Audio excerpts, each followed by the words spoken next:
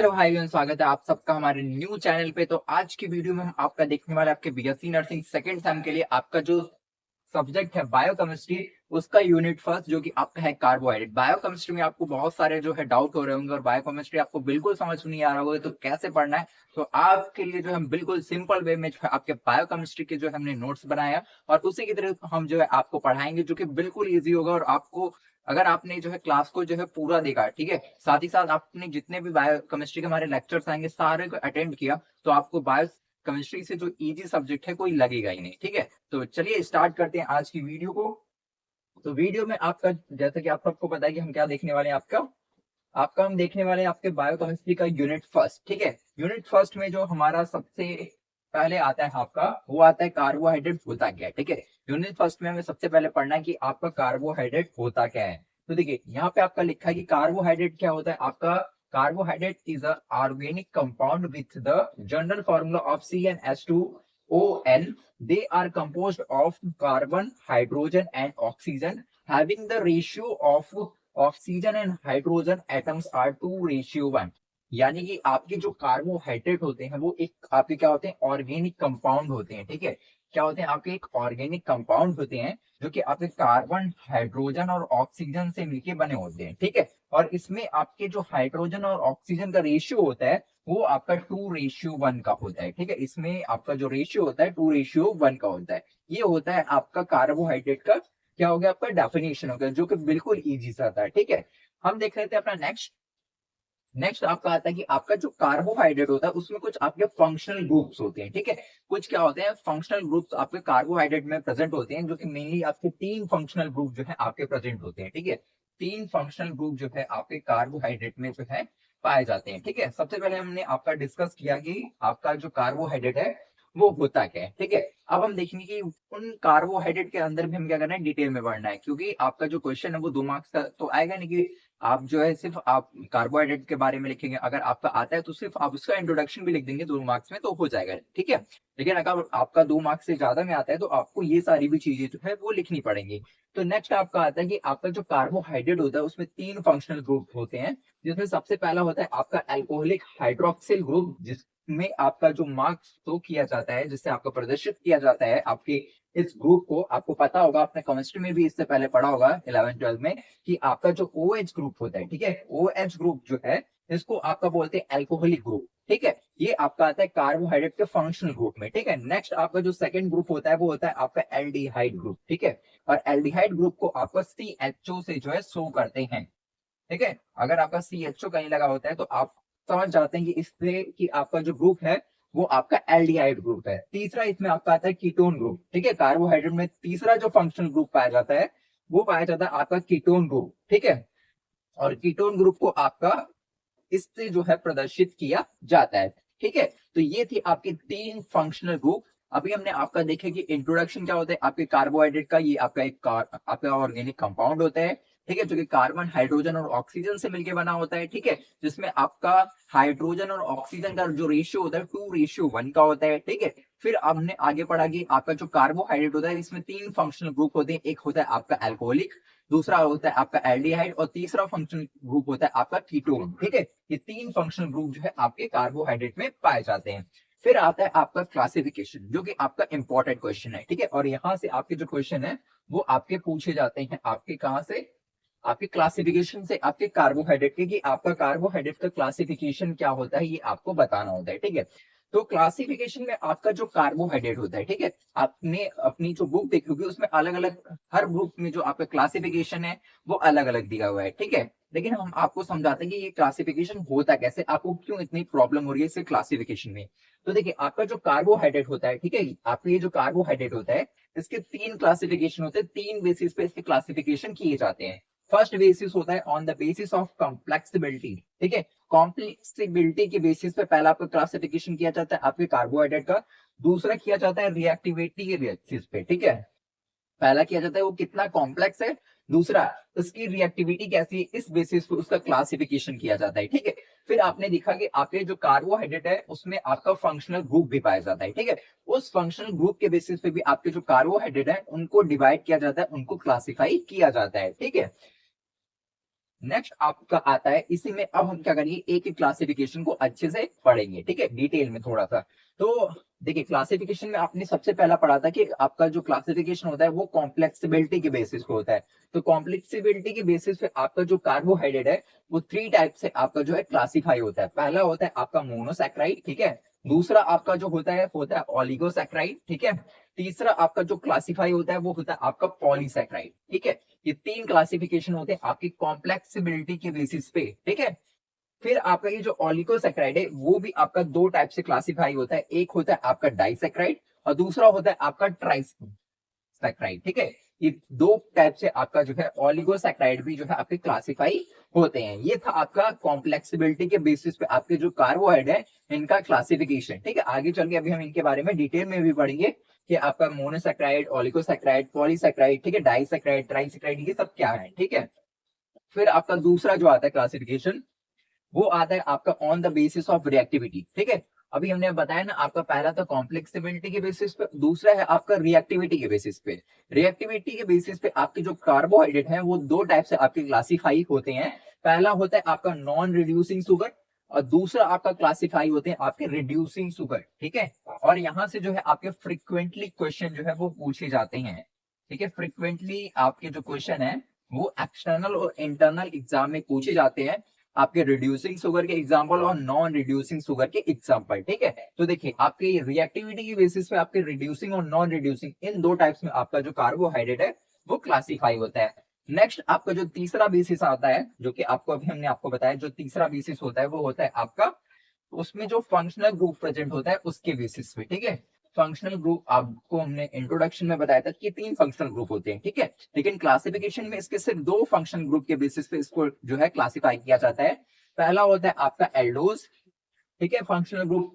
दूसरा होता है आपका कीटोज, ठीक है। इन दो फंक्शनल ग्रुप के बेसिस पे आपके क्लासिफिकेशन को किया जाता है आपके कार्बोहाइड्रेट के, ठीक है। नेक्स्ट हम चलते हैं। नेक्स्ट आपका जो आता है वो आता है आपका, अब इसके क्लासिफिकेशन के बारे में हमें पढ़ना है एक एक करके, ठीक है।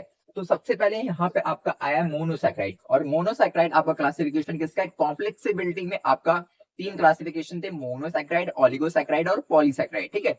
तो उसी में आपका सबसे पहला क्या था, आपका मोनोसैकेराइड, ठीक है। देखिए आपके ये जो मोनोसैकेराइड्स होते हैं इनको जो है दूसरी लैंग्वेज में आपका सिंपल शुगर भी कहा जाता है, ठीक है। आपका या तो मोनोसैकेराइड या फिर सिंपल शुगर, बात एक ही है, ठीक है। इसको दूसरे नाम से आपका सिंपल शुगर के नाम से जाना जाता है, ठीक है। अब देखते हैं कि ये सिंपल शुगर या फिर आपके मोनोसैकेराइड होते क्या है या फिर ये कैसे बने होते हैं। तो देखिए ये आपके जो मोनोसैकेराइड्स होते हैं, these are the single unit of the carbohydrate that can not be hydrolysed further. यानी कि ये आपका जो मोनोसैकेराइड है वो आपकी सिंगल यूनिट होती है आपके कार्बोहाइड्रेट की, ठीक है। आपके कार्बोहाइड्रेट की जो है सिंगल यूनिट होती है, आप मान लीजिए, ठीक है। ये है आपका मोनोसैकेराइड, और इसको फर्दर जो है आपका डिवाइड नहीं किया जा सकता है। हाइड्रोलाइज्ड का मतलब है इसको फर्दर जो है डिवाइड नहीं किया जा सकता है, ठीक है। इसको बोलते हैं आपका मोनोसैकेराइड, ठीक है, जिसके एग्जांपल में आता है आपका ग्लूकोज एंड फ्रक्टोज, ठीक है। हाइड्रोलाइज्ड का मतलब होता है जिसे बाद में फिर से ना तोड़ा जा सके, ठीक है। इसके एग्जाम्पल में आपका रिएक्शन भी दिया है, अगर आप रिएक्शन याद कर सके तो आप रिएक्शन भी याद कर सकते हैं। C6H12O6 प्लस H2O से जब आपका रिएक्ट करता है H प्लस आयन की प्रेजेंस में तो कोई भी रिएक्शन नहीं होता है। क्यों नहीं होता है, क्योंकि हमने अभी आपको बताया कि ये फर्दर हाइड्रोलाइज्ड नहीं होता है, यानी फर्दर नहीं टूटता है। तो ये जो आपका फॉर्मूला है ये किसका है, ग्लूकोज एंड फ्रक्टोज का है, ठीक है। और ग्लूकोज है वो फर्दर हाइड्रोलाइज्ड नहीं होता है, ठीक है, जिसकी वजह से यहाँ पे कोई भी रिएक्शन आपको देखने को नहीं मिल रहा है, ठीक है। इसलिए ये आपका एग्जाम्पल में आप लिख सकते हैं, ठीक है। नेक्स्ट चलते हैं, अपना देखते हैं हमारा जो नेक्स्ट है वो है आपका ऑलिगोसैकेराइड, ठीक है। कॉम्प्लेक्सिबिलिटी के बेसिस पे आपका जो सेकंड आता है वो आता है आपका ऑलिगोसैकेराइड, जिसमें आपके दो क्लासिफिकेशन फर्दर होते हैं, आपका डाइसैकेराइड और ट्राइसैकेराइड, ठीक है। तो देखिए आपके ऑलिगोसैकेराइड क्या होते हैं, आपके जो ऑलिगोसैकेराइड है, अभी आपने मोनोसैकेराइड पढ़ा, मोनोसैकेराइड क्या होते हैं, सिंगल यूनिट होते हैं आपके कार्बोहाइड्रेट की, ठीक है।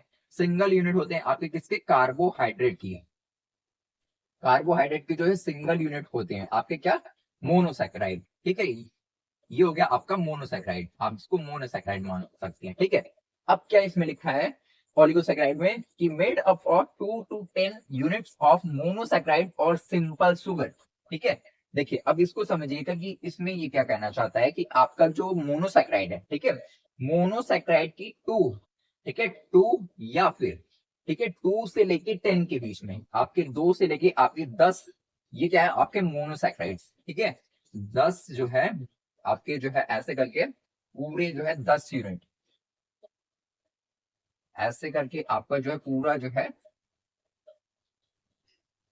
10 यूनिट को मिला के जो है आपका ऑलिगोसैक्राइड जो है वो बनता है, ठीक है, या फिर आपका मोनोसैक्राइड को ही आपका बोलते हैं सिंपल शुगर। तो आपकी 2 से लेके 10 यूनिट को लेके मिलके जो है आपका ऑलिगोसैक्राइड जो है वो बनता है, ठीक है। अभी आपने एक बॉक्स था तो आपने समझा वो क्या था, मोनोसैक्राइड, ठीक है। अब आपके ये 2 से लेके 10 अगर आपके बॉक्स हैं, ठीक है, इनके बीच में है, तो आपका वो बोला जाता है आपका ऑलिगोसैक्राइड, ठीक है। फिर आपका आपका जो ऑलिगोसैक्राइड है वो भी आपका दो टाइप से क्लासिफाई होता है, एक होता है आपका डायसैक्राइड और दूसरा होता है आपका ट्राइसैक्राइड, ठीक है।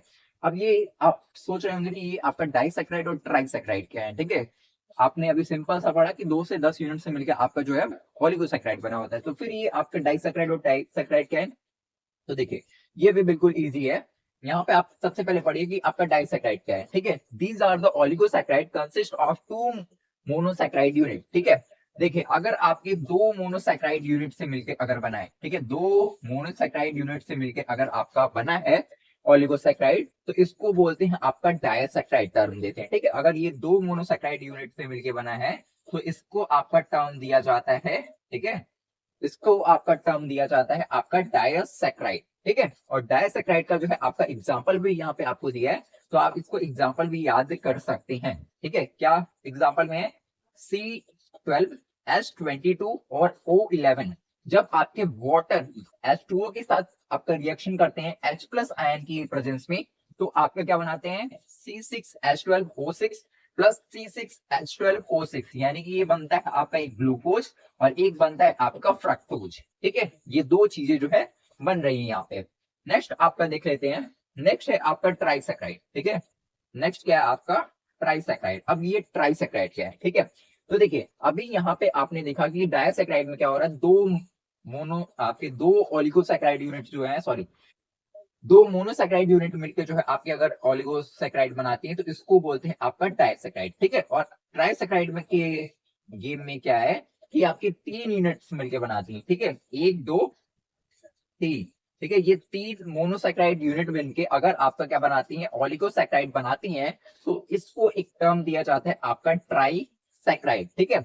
जिसके आपका ट्राइसैक्राइड में आपका जो एग्जांपल है वो है आपका C18H22O11, ठीक है।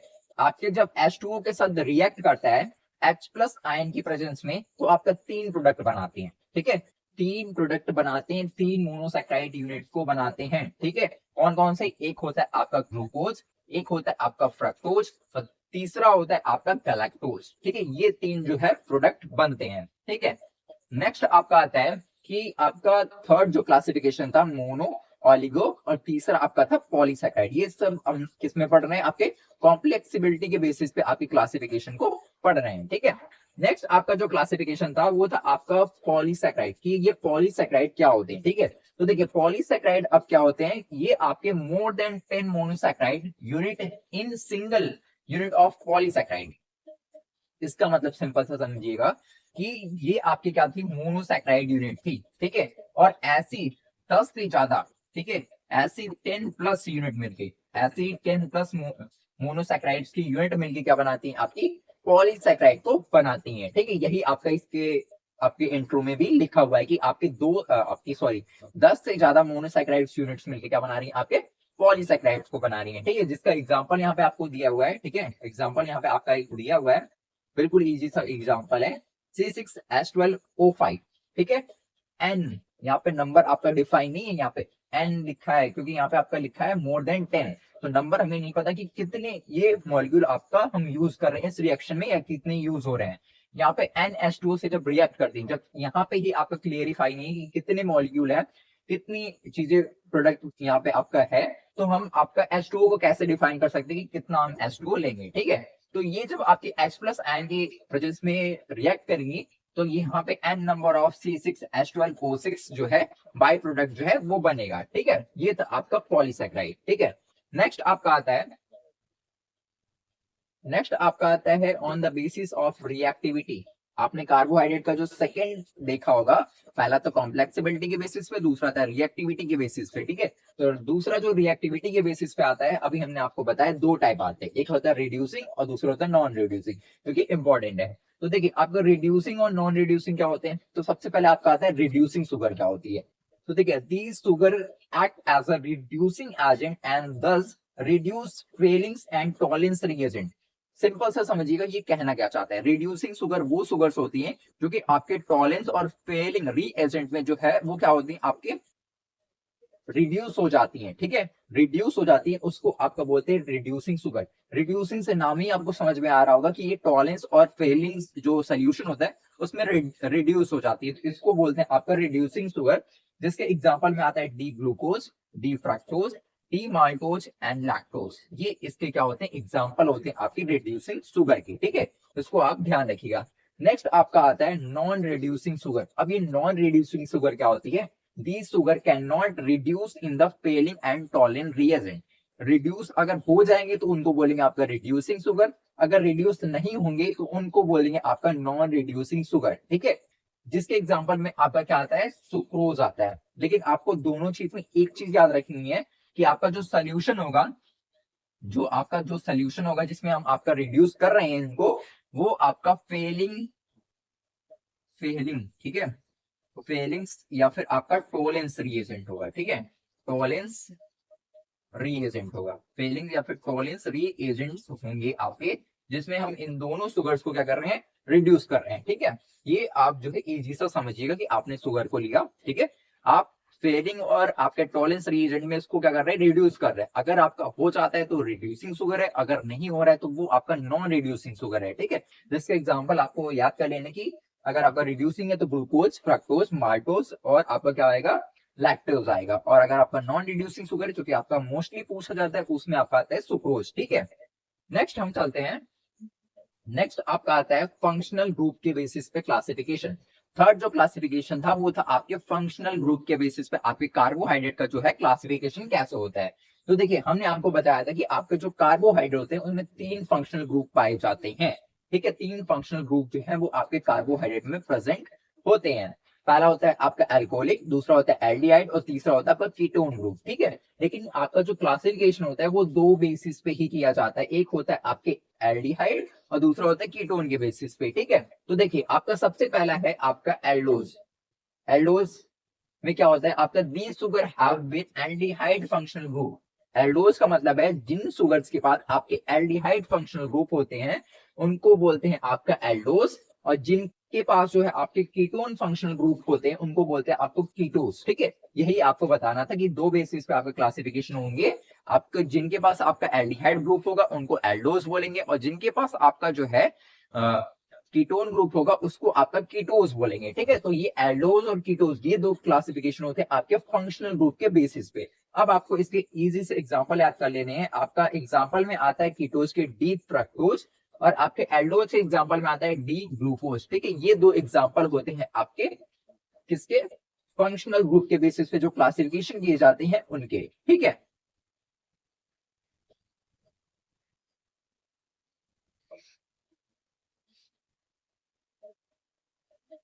नेक्स्ट हमारा आता है, हम देखेंगे अपना नेक्स्ट, आपका आता है डाइजेशन ऑफ कार्बोहाइड्रेट। कि आपका अभी तक आपने कार्बोहाइड्रेट के बारे में सारी चीजें देख ली, और उसका इंट्रोडक्शन देख लिया, डेफिनेशन देख लिया, कौन कौन से फंक्शनल ग्रुप आते हैं ये भी आपने देख लिया।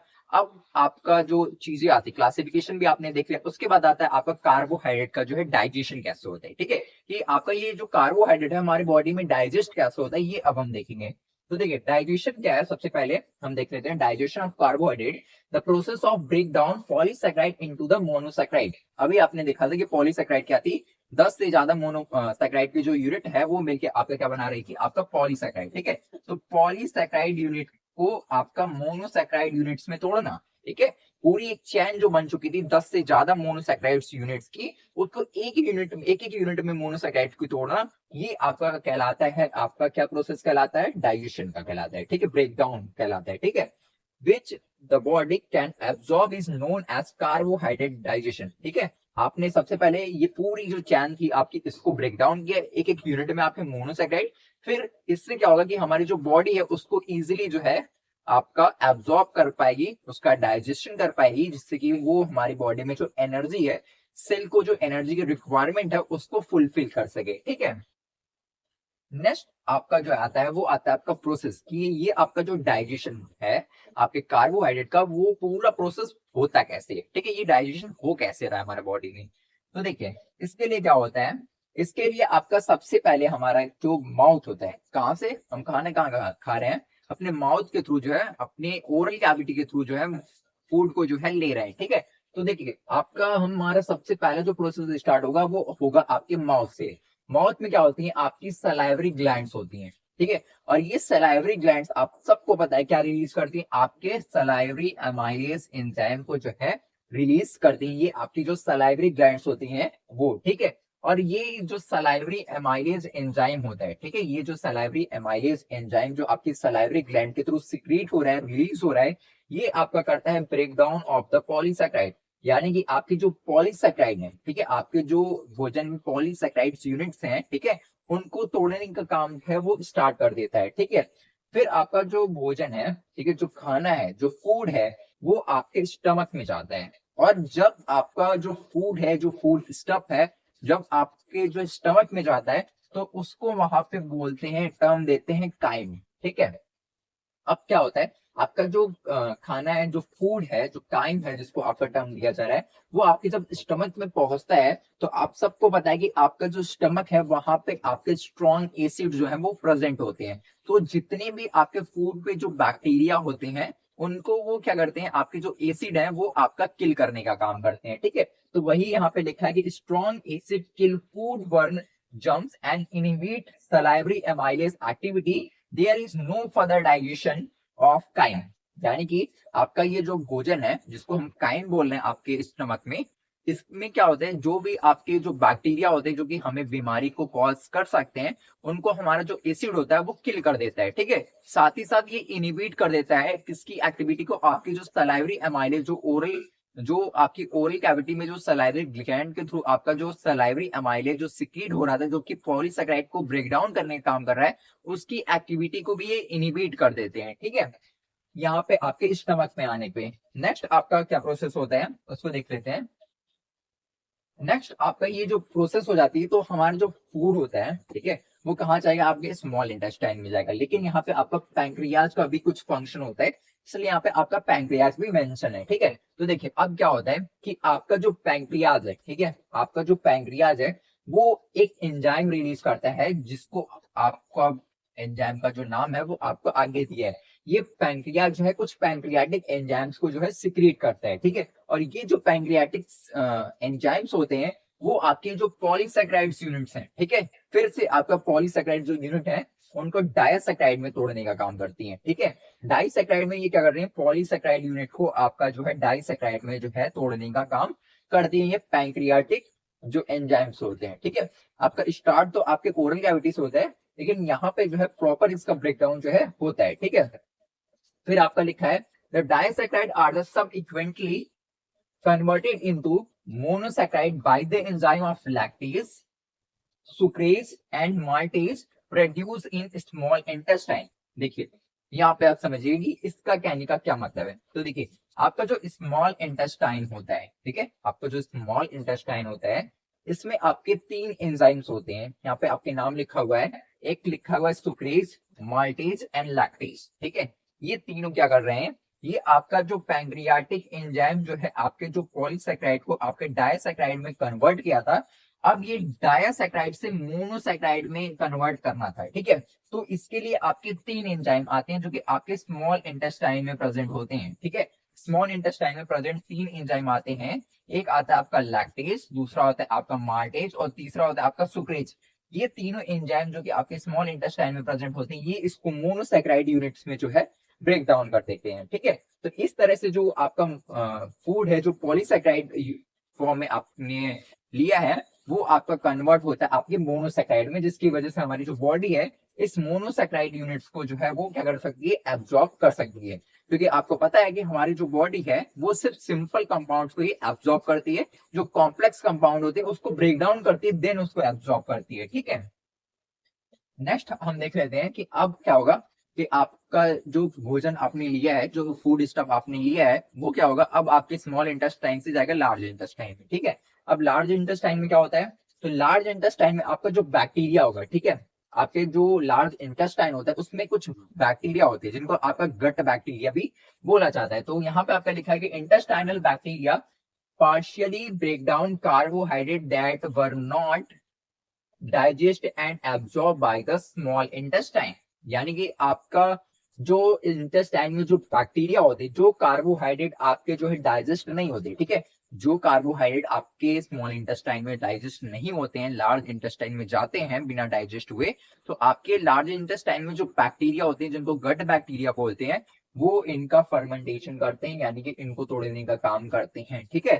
तो फिर क्या होता है, fibre is expelled with the faeces and partially digested by the gut bacteria. देखिए, आपका जो कार्बोहाइड्रेट आपका जो डाइजेस्ट नहीं हुआ, वो क्या हो रहा है, आपके यहाँ पे ब्रेक डाउन हो जाएगा, इसका फर्मेंटेशन जो आपके बैक्टीरिया है, गट बैक्टीरिया, वो कर देंगे, ठीक है।